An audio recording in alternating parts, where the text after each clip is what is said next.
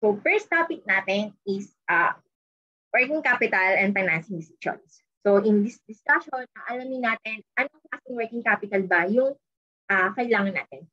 So at the same time, we will familiarize ourselves about the concept of working capital and how it should be managed. So aside from that, alamin din natin yung mga financing decisions that a company should do or should follow. So we will not focus only of what assets should we invest. At the same time, aalamin din natin kung anong klaseng liability ba yung natin i-acquire to finance that investment. So to start, let's determine what is working capital. So ano may pumapasok sa isip nyo when you heard the word working capital? So if tatanungin nyo ako kung ano yung working capital, yung sasagot ko is current asset less current liabilities. So yun talaga pumapasok sa isip ko pag narinig ko yung word na working capital. So actually, hindi naman ako mali. But at the same time, hindi ako totally correct. Why? Kasi kapag sinabing working capital, dalawa siya. Meron tayong tinatawag na gross working capital, meron din tayong tinatawag na net working capital. So, what is the difference between the two? So, pag sinabing gross working capital, it means current assets. So, pag tinanong ko sa problem, kung magkano yung gross working capital mo, huwag mo nang alamin yung current liabilities. It's not important.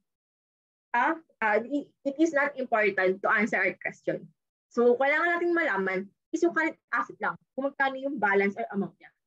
And yun yung sagot natin. So, yung alam ko na idea, yung idea ko or knowledge ko about working capital, ito yung tinatawag natin net working capital. Kasi, yung net working capital, it means excess of current assets over current liabilities. So, meaning, yung difference ng current asset at ng current liabilities, ito yung net working capital. So, kapag sa problem, tinanong tayo, what is the net working capital? Then that's the only time you consider mo yung current liabilities. Because we need to deduct current liabilities to current asset to get net working capital. So again, reminder, kapag sinating gross working capital, we only need to look at current asset or yung balance and amount ng current asset. Pero pag sinabi natin, or pag sinabi sa problem or yung hinahanap ng problem is net working capital, then yun lang yung time na i-deduct natin sa current liability sa current asset. Okay, so may idea na tayo kung yung working capital. So proceed na tayo sa working capital management. So ano yung working capital management? So from the name, yung pinaka-title, working capital management. Ibig sabihin, it is the management of our working capital. So, ganoon lang. So, it is the management of the current asset and current liabilities. So, ano pa natin? I-dig deeper pa natin yung definition ng working capital management. So, sabi, working capital management, it involves determination of the level, quality, and maturity of each major current asset and current liability.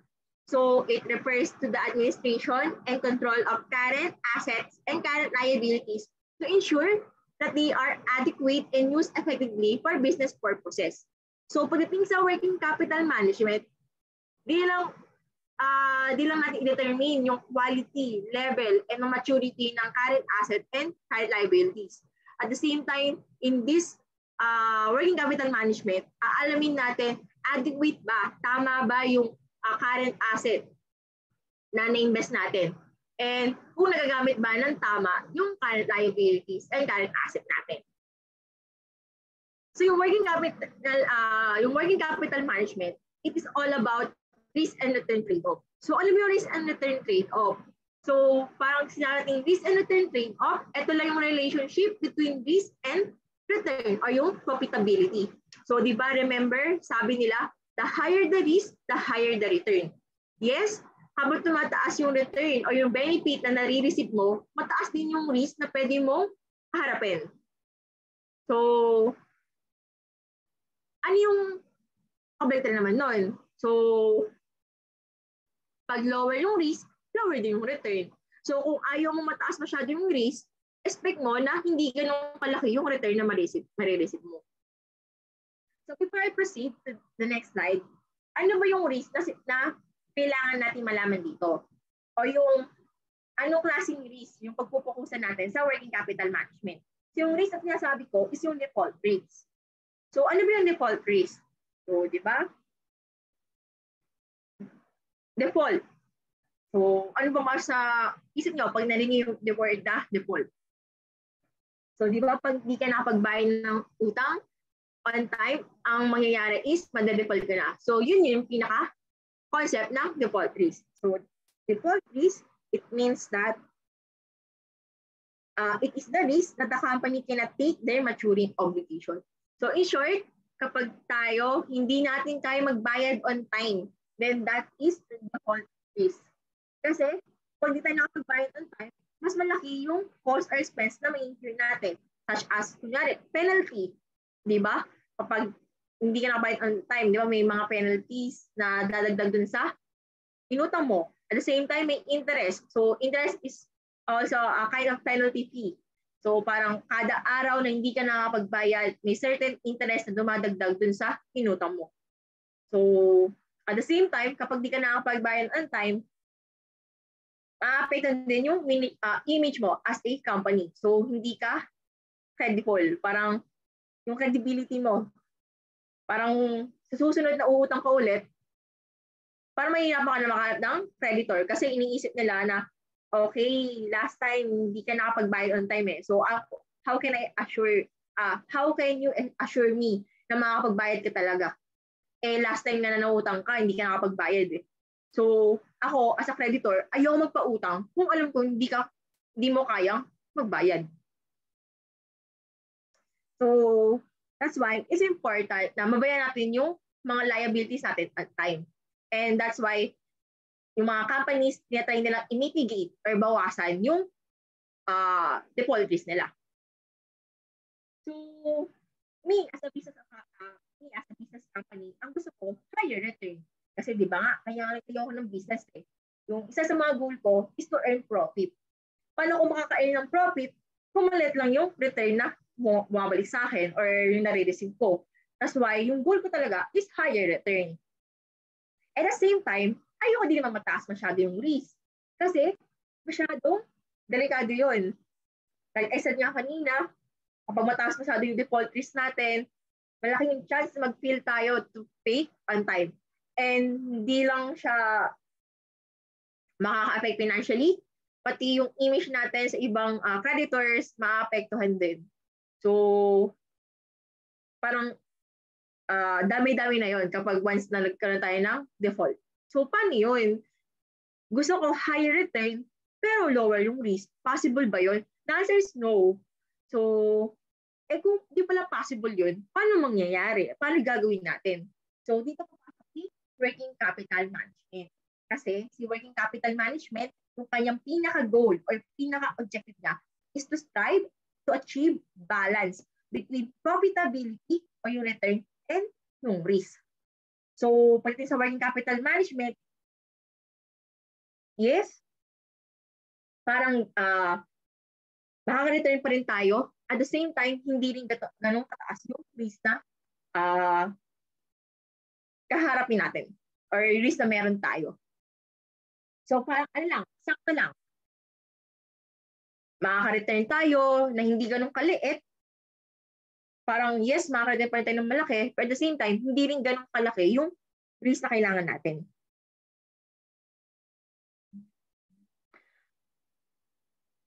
So para mas maintindihan natin, bigay tayo ng example or i-relate natin yung current asset. So paano ba naapektuhan yung profitability and ng risk yung current asset. So yung current assets, they are the least profitable asset of the company. So kapag nag-invest tayo sa current asset or sa working capital, expect mo na maliit lang yung return.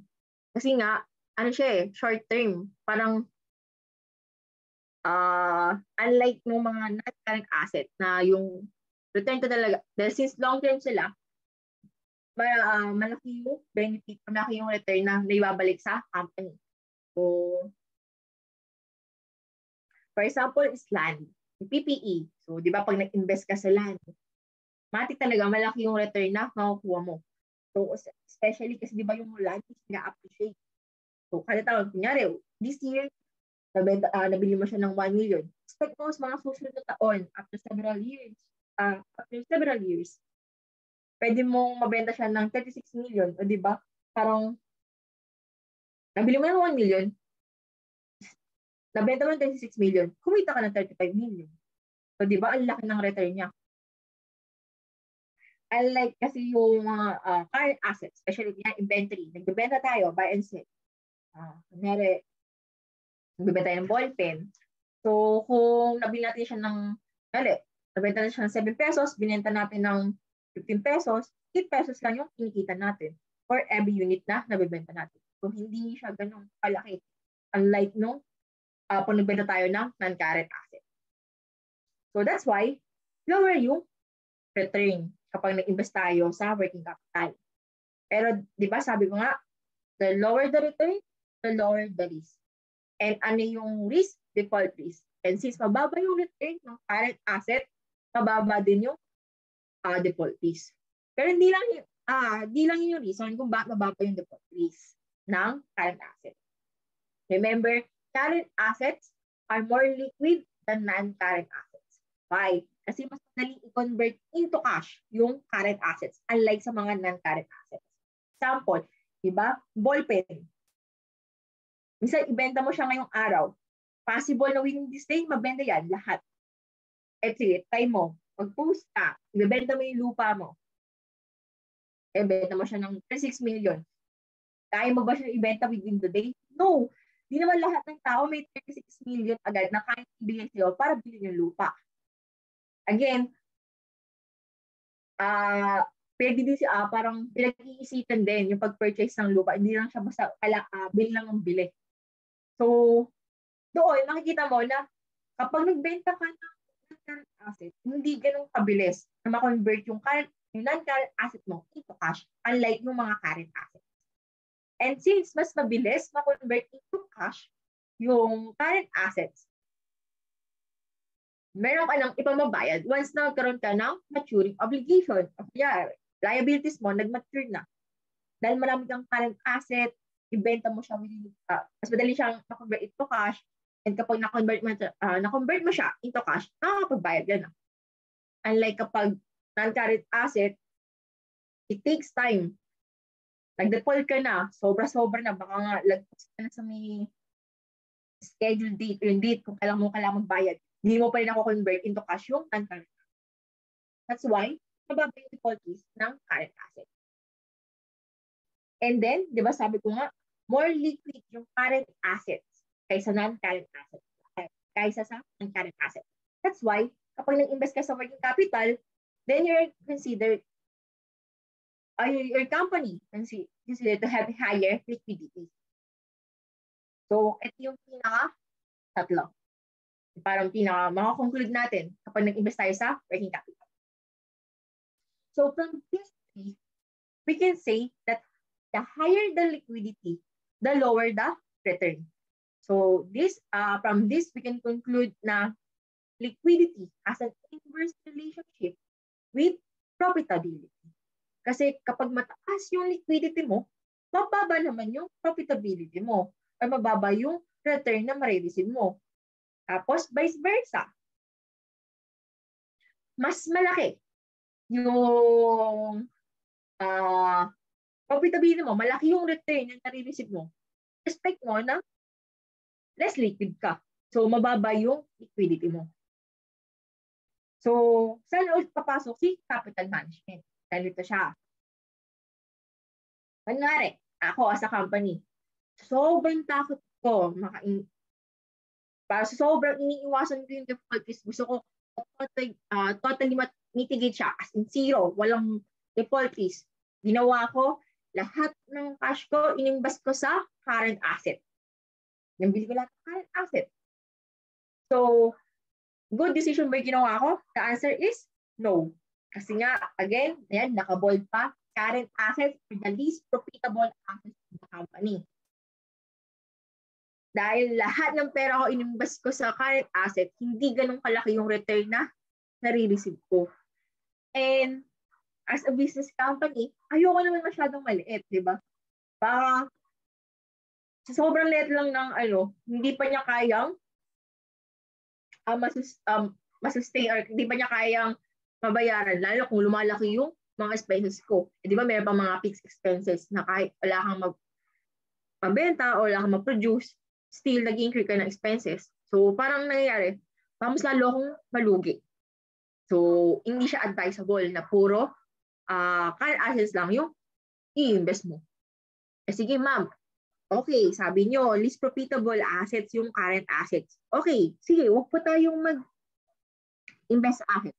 Gawin ko na lang po, i-invest ko lahat ng cash ko sa non-current asset. Yun, sabi nyo, di ba? So, matik, ko, malaking halaga yung mabalik sa akin. So, what if nagkaroon ka ng maturing obligation? Hindi mo napansin. So, meron ka ng liability na magmamature na. Saan mo kukuha ng pera pambayad? Doon sa non-current asset mo? Di ba nga, mahirap siya ibenta, mahirap siya i-convert to cash. So, mangyayari, masyado mataas yung default risk mo. So,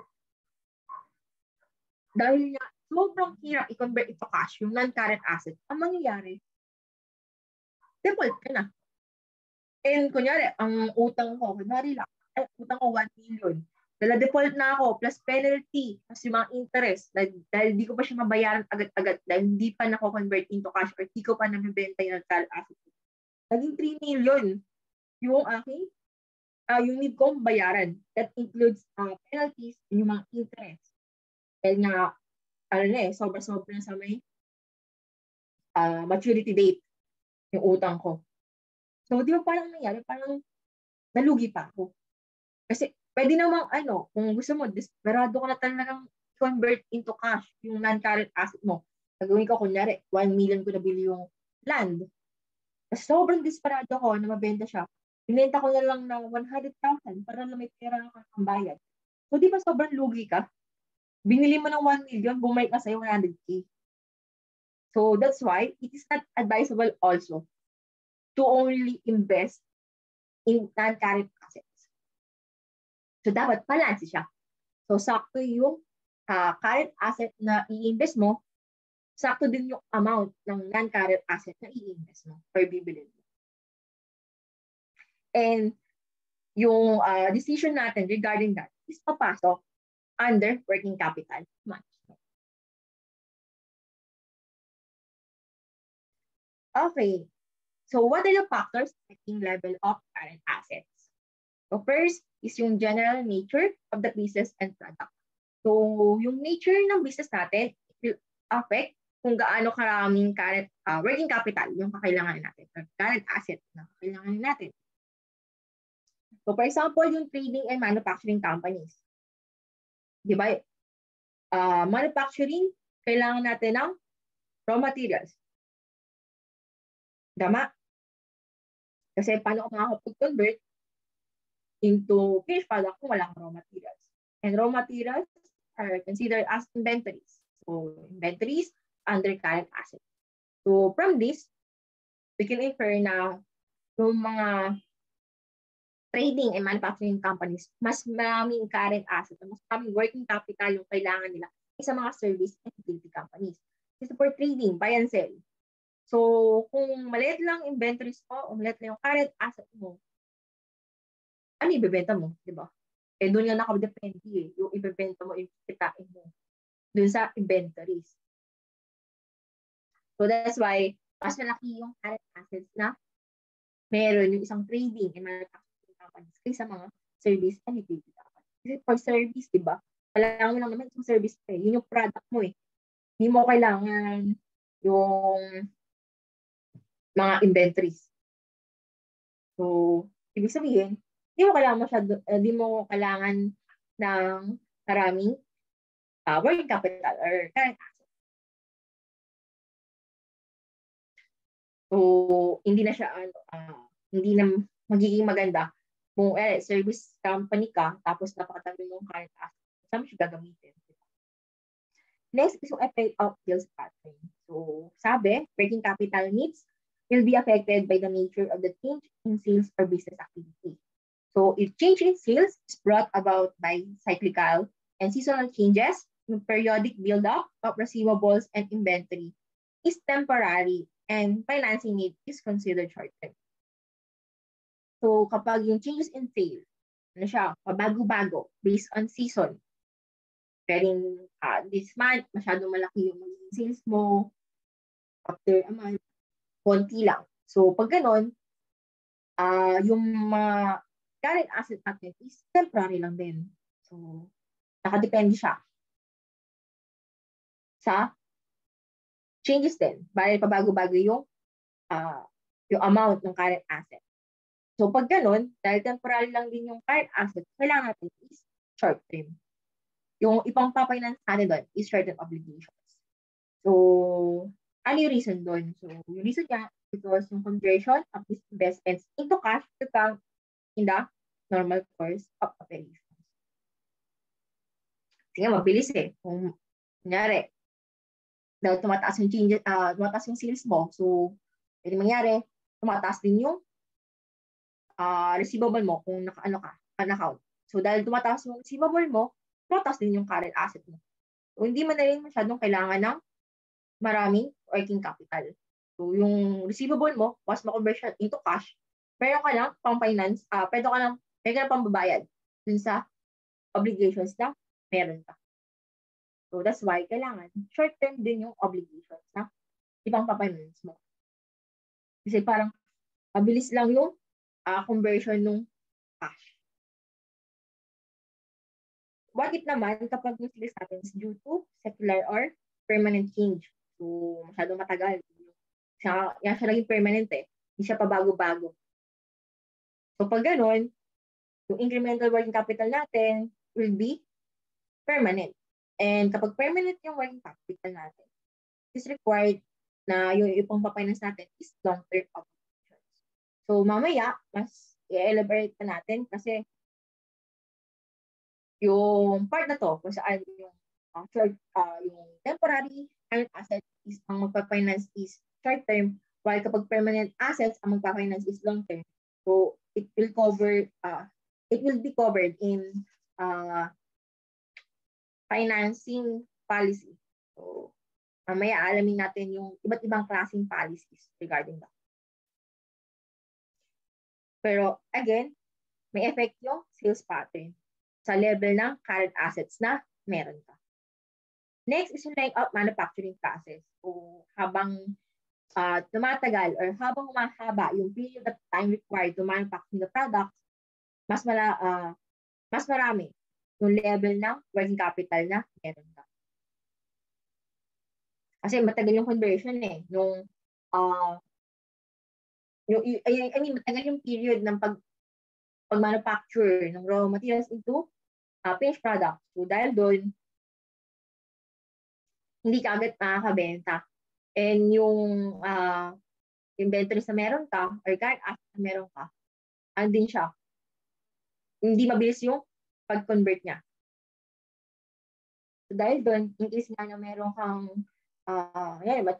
nag-mature yung isang liability, kailangan meron kang reserva. Kasi di mo pwedeng lahat ng current asset mo ilalagay mo lang sa manufacture ng finished product. So dapat yung iba doon, magre-retain ka, magme-maintain ka para in case nga ng emergency na gano'n, di mo napansin, nag-mature na yung isang liability, pero ka bang babayad? Kaya mas malaki yung level ng working capital na mini-maintain.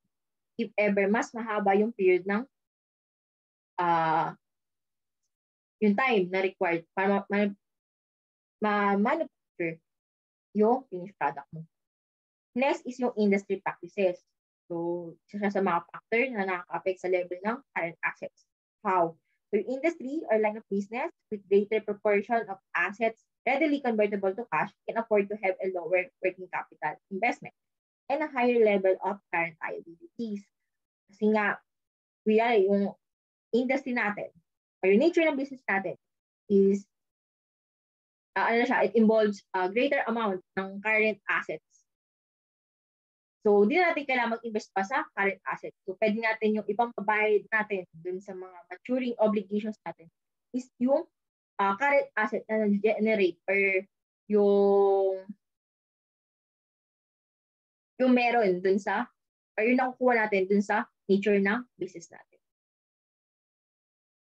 Last is yung term of purchases and sales. So, sabi, the longer the credit period granted by suppliers of merchandise is, the lower the requirement for permanent working capital.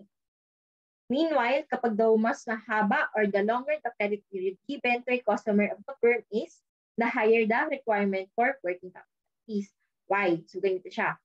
Pag mahaba kasi yung credit period natin, ibig sabihin, humahaba din yung time bago natin bayaran yung liability. And since mas mahaba yung time, so hindi natin siya agad kailangan bayaran, hindi natin kailangan mag-imbak or mag-invest ng masyadong maraming working capital. Baka kasi bago mag-mature yung liability natin o yung payable natin, baka na-convert na yung current assets natin into cash. Ngayari, yun nga, receivable. Mas maikli yung credit period natin sa customer. So, if, for example, within 5 days, nababayaran na ni customer yung receivable niya. So, nako-convert na si receivable into cash. While yung credit period natin sa supplier is mas mahaba. Kunyari, it takes 10 days bago natin bayaran sa supplier. Kasi mahaba yung credit period binigay sa atin ng supplier to pay the liabilities.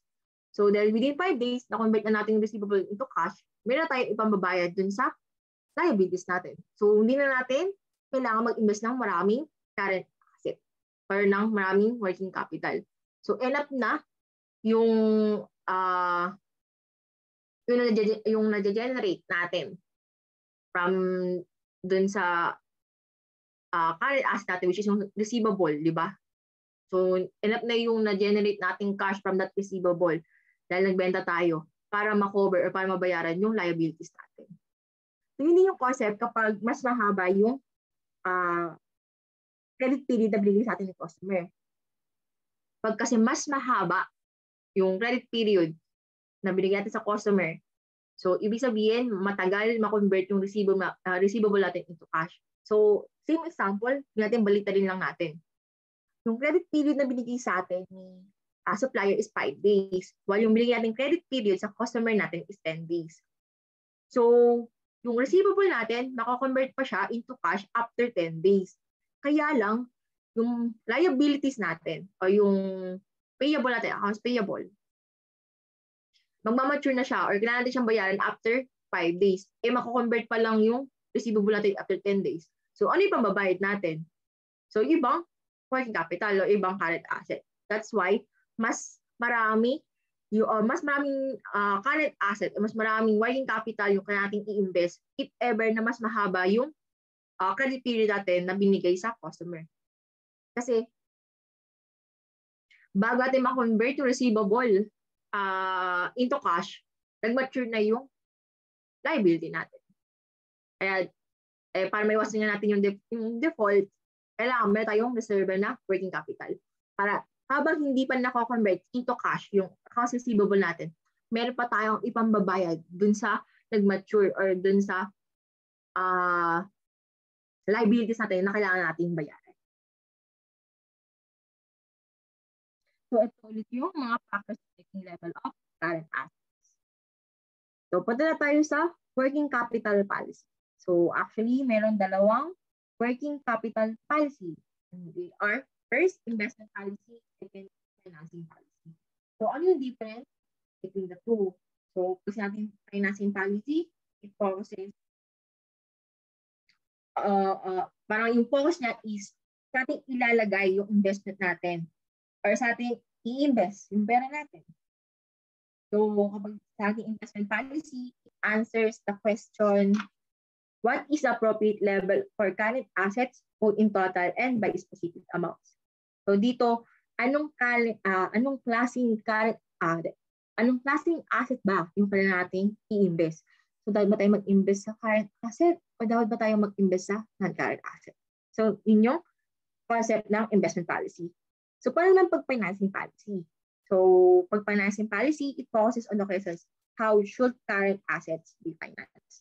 So, ang focus nito is saan manggagaling yung ipang pafinance natin dun sa asset na in-invest natin.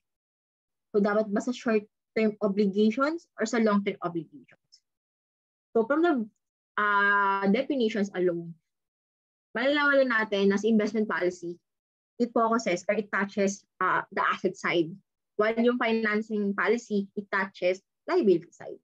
Kasi sa investment policy, we need to identify what kind of asset that we should invest. So, should we invest in current assets or non-current assets?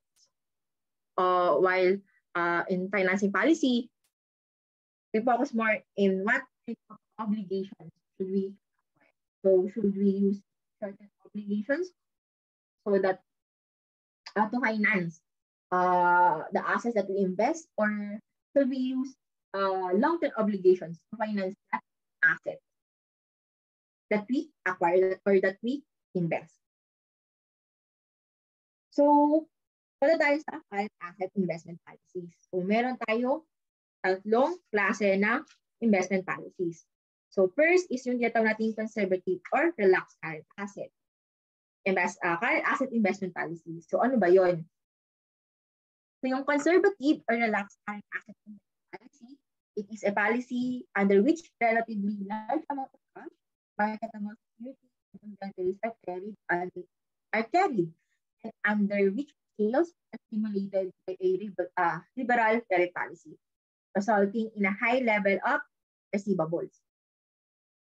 So, meaning, kapag sa ating conservative or relaxed current asset investment policy, masyadong maraming current assets. So, marami tayong cash, marami tayong marketable securities and inventories na minamaintain.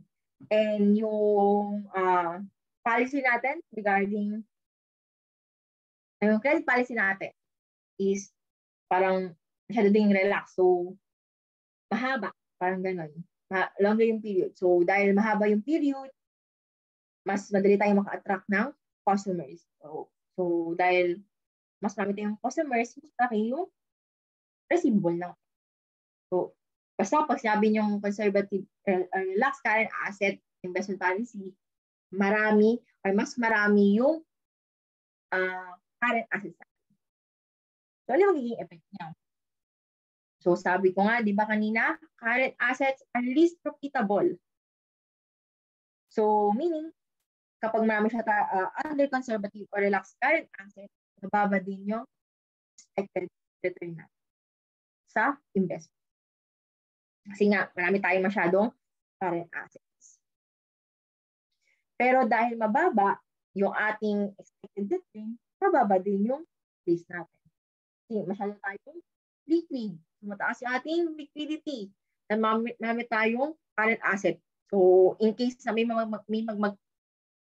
mag-mature na obligation or may mag-mature na liabilities natin, pwede natin i-convert yung ating asset into cash para mabayaan yung obligation natin.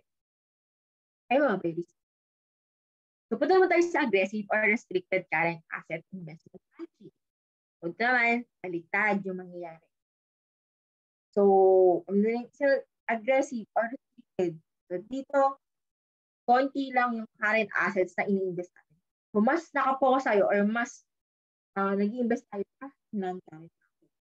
Kasi nga, we're too aggressive. We're too eager to earn higher profit. Gusto natin, mas malaki yung return na marireceive natin. That's why we invest more in non-current assets than in current assets. So, dahil malaki yung, mas marami yung non-current assets, and para mas mataas yung return natin, expect mo na mataas din yung risk mo, yung default risk. Kasi nga, masyadong mababa yung ating liquidity. Kaya hindi madaling i-convert into cash yung mga non-current assets yan. So, in case nga na may nag-mature yung ating mga obligations, hindi natin siya agad mababayaran. So, last na policy is yung moderate current asset investment policy. So, So, pag isa, moderate. Ibig sabihin, sakto lang. So, it is a combination of conservative and aggressive current asset investment policy. So, hindi sobrang daming current asset, hindi rin sobrang daming non-current asset. So, sakto lang. So, parang among these three policies, yung ideal is yung moderate current asset investment policy. Parang ito yung tama. Ito yung tama natin gawin. Pero sakto lang na hindi tayo masyadong hindi masyadong maraming current asset yung binibili natin, hindi rin ganun karaming non-current asset yung ini-invest natin.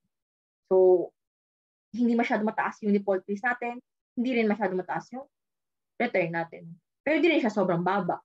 So, sakto lang. Kaya nga moderate. So, punta naman tayo sa, before we proceed sa working capital financing policy, so, gumawa ko ng table para lang mas makita natin yung difference between the two policies. Again, sa description, pag sabing conservative, we're to relax. So, we're not that eager to earn more. Kaya relax lang tayo. Sige lang, parang okay lang, kahit di ganun kalaki yung kinikita namin, basta di rin ganun kataas yung fees namin. Kaya, okay lang, gusto lang namin, ano lang, okay sa amin yung may kinikita, kahit di ganun kalaki.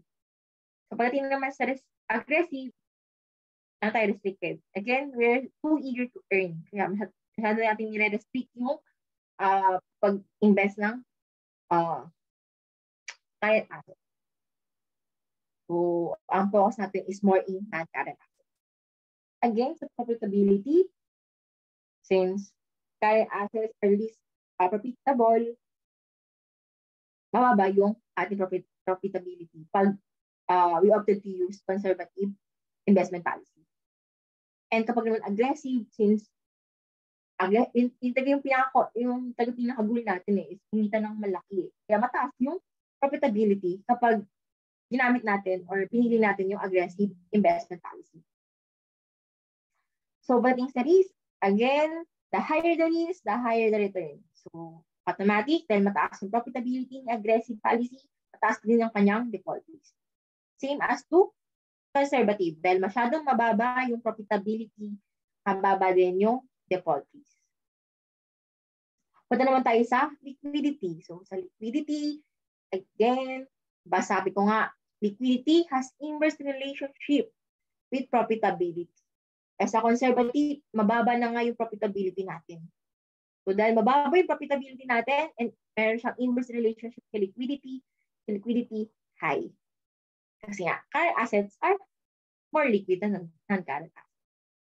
So, di na papasok si investment. So, under conservative, we invest more in current assets. So, dahil mas marami tayong current asset, mas liquid tayo. Pwede mas aggressive dahil we invest more in non-current assets. Expect na mababa yung ating liquidity. And kapag ginamit din natin yung concept ng liquidity has inverse relationship with profitability, tama pa rin. Kasi dahil mataas yung ating profitability, automatic mababa yung ating liquidity. So, di ba? Parang paulit-ulit na tayo. Pero yun na tayo ang concept nun. So, punta na tayo sa current asset financing policies. So, before we proceed sa financing policies, actually, yung asset dito is di siya nakahatid into current or non-current asset. So, pag titignan natin yung financing policies, medyo di natin titignan kung current ba siya or non-current. Ang titignan natin is temporary ba siya or permanent.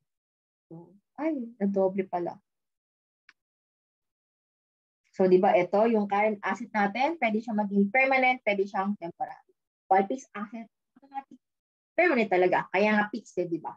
Kasi, ano ba definition ng permanent asset? So, permanent asset, these are the assets that do not vary over the year.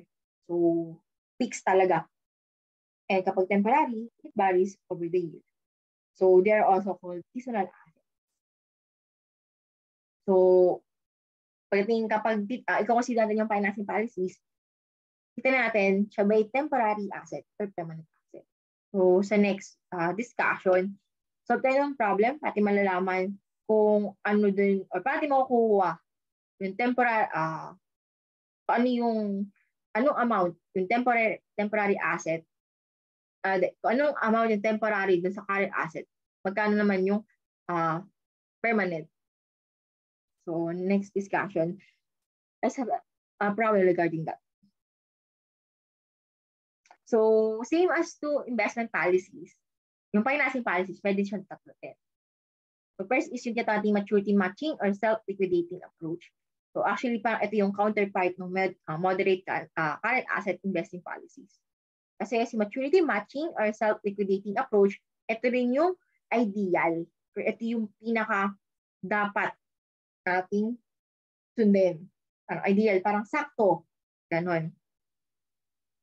Yung moderate approach kasi to current asset financing, it involves matching to the extent possible. The extent possible the maturities of assets and liabilities.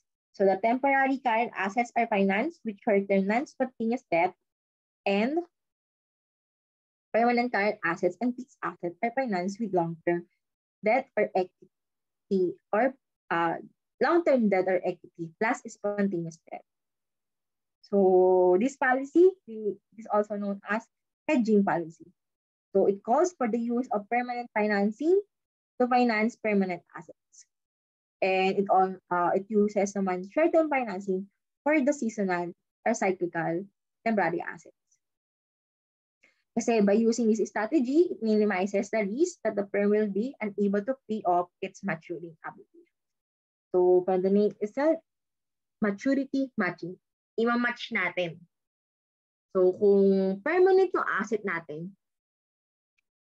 gagamitin natin ng long-term debt. Kasi permanent. So, hindi siya nagbabari. So, hindi siya nagbabari over the year. Mas maganda na yung pampafinance natin is long-term din. Long-term din. While kapag naman temporary asset, dahil pabago-bago. So, mas maganda kung pampafinance natin is short-term debt. So, para at least kapag sa temporary asset, na-convert natin siya ito cash, sakto lang. So, mapafinance siya na yung, mababayaran na natin yung short-term na in-acquire natin to finance that temporary asset.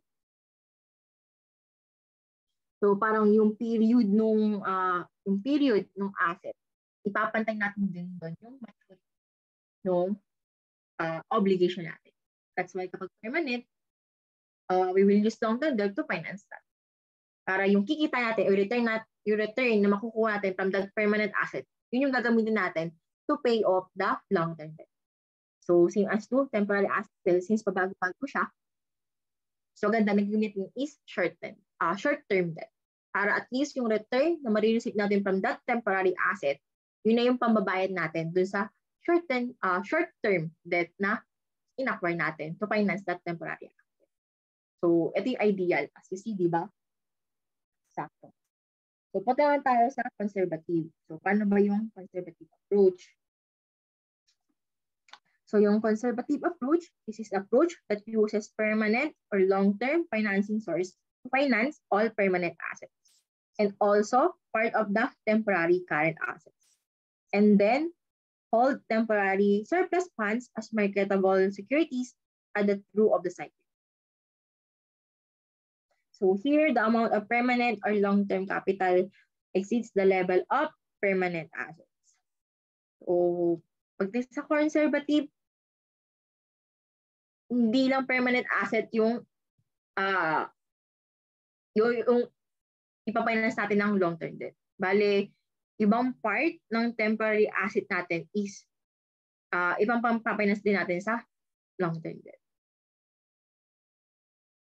So, bakit? Kaya conservative. So, parang siya, same as to, parang relax din. Dahil matagal mabayaran, dahil siya long-term eh. Di ba sabi nga natin, pag mahaba yung credit period, parang hindi natin kailangan masyado yung, or di tayo masyadong mababa yung ating default fees kasi makakapag-prepare pa tayo mahanda pa natin yung ating parang kaya natin paghandaan para mabayaran yung long-term debt. So, di tayo masyadong kakabahan kasi, okay, yung ibang part ng temporary asset namin is long-term debt. So, matagal pa siya bago bayaran. So, may ensure natin na yung na-return na, nakuha na natin yung benefit or return dun sa temporary asset bago mag-mature yung long-term debt. So, pag nag-mature yung long-term debt, may pamabayad agad tayo. Kasi nga, matagal na natin nakuha yung benefit na marireceive natin from the temporary asset. So, paano nga pag-aggressive? So, kabalikan lang siya ng conservative. So, dito, pagdating sa aggressive approach, yung firm, it will finance all of its fixed asset with long-term capital, but part of its permanent current assets is financed with short-term and spontaneous credit. So, di ba makikita nyo, di ba? Yung parang may part nung yung lahat ng permanent asset o fixed asset, ipapainsta ng long-term debt. Pero yung konting part or ibang part ng permanent current asset natin, ipang-finance din natin yung ipa-finance siya ng short-term debt. So, hindi lang temporary asset yung ipang-finance natin ng short-term debt, pati din yung ibang part ng permanent asset. So this happens because to acquire long-term funds, the firm must generally go to the capital markets with a stock or bond offering, or must negotiate long-term obligations with insurance companies and so on. So many small businesses do not have access to such long-term capital. So a relatively highly aggressive firm will be very much subject to dangers from using interest rates as well as to loan renewal problems. So although short-term debt is often cheaper than long-term debt, some firms are willing to sacrifice safety for the chance of higher profits. So pag aggressive kasi, mas malaki yung return na marireceive natin. So ganito siya, kaya mas mataas yung risk pag aggressive. Kasi sa example ko kanina, dahil permanent asset, hindi siya nagbabari over the year. So, ibig sabihin, hindi natin alam, matagal pa bago bumalik sa atin yung return from that permanent asset. So, nag-mature na yung short-term debt natin. Hindi pa natin nakuha yung return from the permanent asset. So, dahil doon, mahirap, hindi agad natin mamabayaran yung short-term debt natin. Kaya mataas yung risk niya. Pero at the same time, mataas naman yung return. Kasi mas mura yung short-term debt kaysa long-term debt. Kasi nga, pag long-term debt, marami siyang process. Diba sabi ko nga kanina, kaya mo pa makapag-negotiate, tapos, ano pa siya kasi, long-term debt, it involves mga stock or bond offering. So, mas malaki nagagastos natin pag long-term debt kaysa short-term debt. So, dito, makikita nyo yung difference sa profitability in this ng conservative and aggressive approach. So, sa aggressive, sabi ko nga kanina, mataas yung risk kasi nga, pwede nag-mature na yung short-term debt natin, hindi pa natin nakukuha yung return o yung benefit from those permanent assets.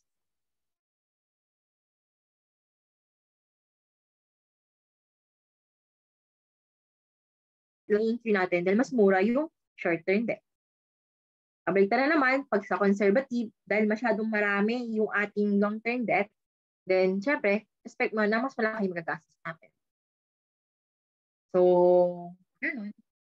Balik lang ating profitability. Pero, pababa din yung risk natin.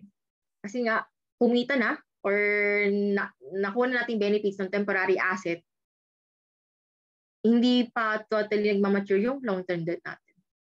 So, meron tayong enough time. Diba? Parang hindi tayo maggagahol. Parang pag nag-mature na si long-term debt, meron agad tayong naka-ready na pera na pambabayad dun sa debt natin. So, ano yung significance ng working capital management? So, first, working capital represents a margin of safety for short-term creditors. Kasi, nakita nila na maraming working capital yung pinagpupuntahan nila.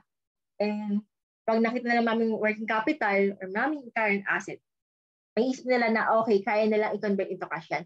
Kaya once na mag-mature or kailangan bayaran yung utang ni company sa akin, alam ko, mababayaran nila yun. Kasi meron silang enough resources to pay the obligation. Next, isa pang significance ng working capital management, the amount of working capital represents the extent to which current assets are financed from long-term sources. So sabi, although current assets are turned over within relatively short periods, they always represent some percentage of sales. So in this sense, a portion of current assets must be owned by the firm permanently. So it's also appropriate that a portion of current assets be financed from permanent sources. So sabi ko nga kanina, may portion tayo ng current assets na ano siya, permanent. So hindi siya nagbabago throughout the year. And dahil doon, mas maganda or mas by using working capital management, makikita natin na okay, mas maganda pala na these permanent assets should be financed by long-term debt instead na short-term debt. Kasi nga, pag short-term debt yung gagamit natin to finance those permanent assets, tataas yung default risk natin. And again, those default risk, ano siya, minimitigate siya ng company. Hindi maganda na pataas yung ating default risk. So, ito yung dalawang reason kung bakit significant na alam natin yung or may idea tayo, familiar tayo sa concept ng working capital. Ito yung importance ng working capital management. So, punta naman tayo sa advantages ng adequate working capital. So, kapag meron tayong adequate working capital, the company can settle its debt promptly, thereby enabling it to maintain its good credit standing. So, dahil nga, meron tayong enough working capital, meron tayong enough resources to pay our debt. So, mangyayari, maganda ating credit standing. So, makikita na, okay, eto nakakabagbayad to on time. So, ako, as a creditor, meron akong assurance sa mga panatag ako na kaya mo talagang bayaran yung uutangin mo sa akin. Kasi nga, nakita ko na nakakapagbayad ka talaga on time. So, dahil doon, in case na kunyari, kailangan mo talaga ng fund at kailangan mong umutang, madali kang makakautang. Kasi nga, maganda yung credit standing. And dahil yun, kaya meron kang, kaya naging maganda yung credit standing mo is because meron kang adequate na working capital to pay your debt. So another advantages of having an adequate working capital is credit may be extended to customers, thereby increasing the sales volume of the firm. So ganito siya. Dahil enough yung ating working capital, na in case nga na may mature na obligation, kaya natin bayaran. So dahil doon, pwedeng, ang gawin natin is pwedeng habaan yung credit period sa customers natin. So, dahil mas mahaba yung credit period na binibigyan natin sa customers natin, mas makaka-attract tayo ng customers. Kasi makikita nila, sa ganitong company, mahaba yung kanilang credit period bago bayaran yung parang bago natin bayaran yung utang natin sa kanila.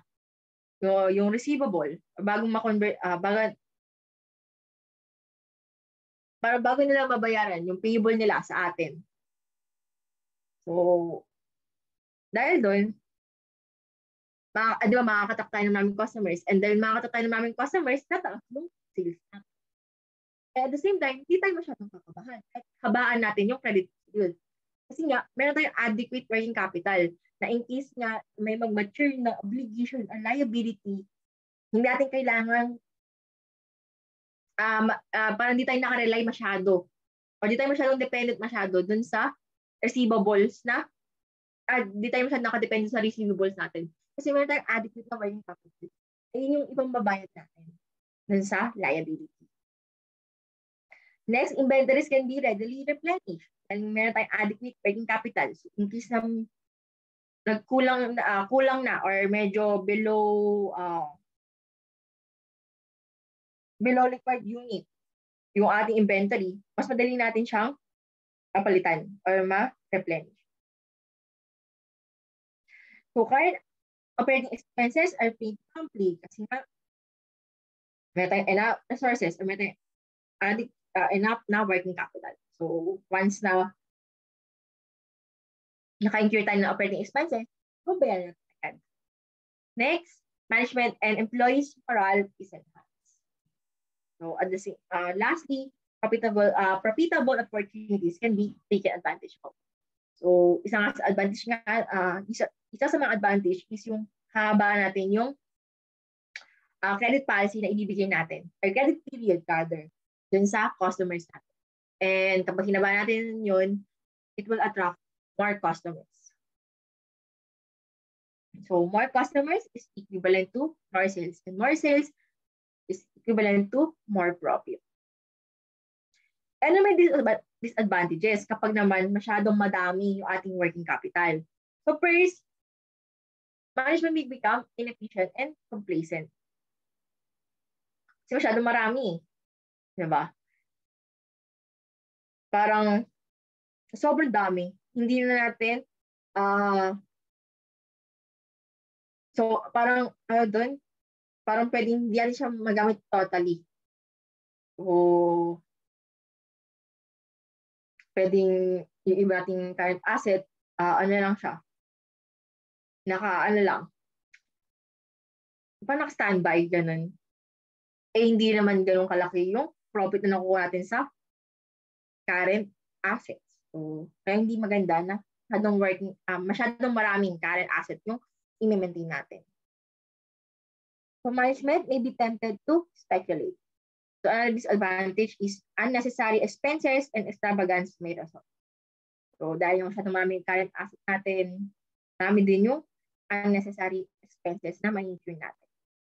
And lastly is resources are not optimally employed. Dahil masyadong marami. So, kunyari, inventories, masyadong maraming inventories. Hindi naman lahat yun ginagamit sa production. So, pwedeng masayang lang yung ibang inventories o ibang for example, raw materials. So, masasayang lang ibang raw materials kasi nga, hindi naman lahat nagagamit sa production. Dahil nga sobra-sobra or sobrang dami nung raw materials na meron tayo. So, ganun siya. So, ano yung ways to minimize capital requirement? So, first, syempre, you should manage cash and raw materials efficiently. Second, having efficiency in making collections and in the manufacturing operation. So, pag efficient tayo sa pagko-collect and sa manufacturing operations, hindi tayo required na mag-invest ng maraming working capital. Kasi nga, parang yung collections na makukuha natin from the receivable, pwedeng yun ay pambabayad natin dun sa liabilities na meron tayo. Next, implementing effective credit and collection policies. Again, sabi nga, di ba, pag mas mahaba yung credit or collection policies natin na binibigyan natin sa customer, mas malaki yung working capital requirement natin kasi kailangan mas marami tayong working capital para nga in case may mag-mature or kailangan natin bayarin liability natin tapos di pa tayo nakaka-collecta, meron tayong pambayad na working capital. So, para maiwasan yun, kailangan yung isa-set natin collection policies is sakto lang na parang sakto yung collection, yung credit period at the same time, favorable pa rin siya dun sa customer. And makakatak pa rin tayo ng customer. Next is reducing the time lag between completion and delivery of finished goods.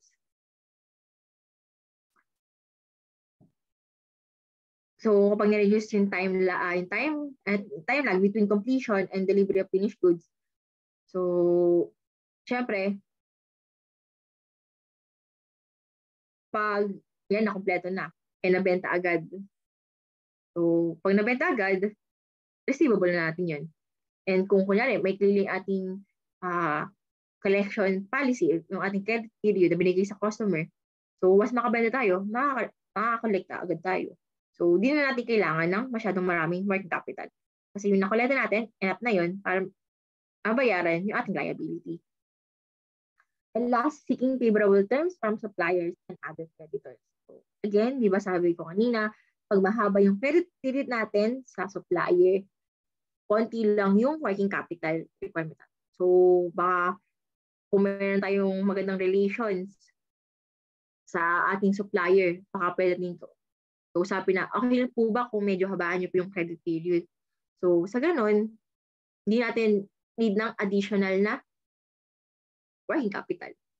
So, mangyari, hintayin na natin makolekta or makonvert yung ating receivables into cash. And yun yung gagamitin natin pambayad dun sa liabilities. So, yun lang. That is our discussion about working capital and financing. So, next discussion, let's solve a problem regarding on this topic. So, after magsagot, isusunod nating topic will be EFN or external financing needed. So, it will be short. So, konti lang siya. Maikli lang siya. Di mo siya ganun kahaba. Again, next discussion, let's solve a problem regarding on this topic. But at least, pag naka-encounter tayo ng ganitong problem, alam natin kung paano siya isa-solve.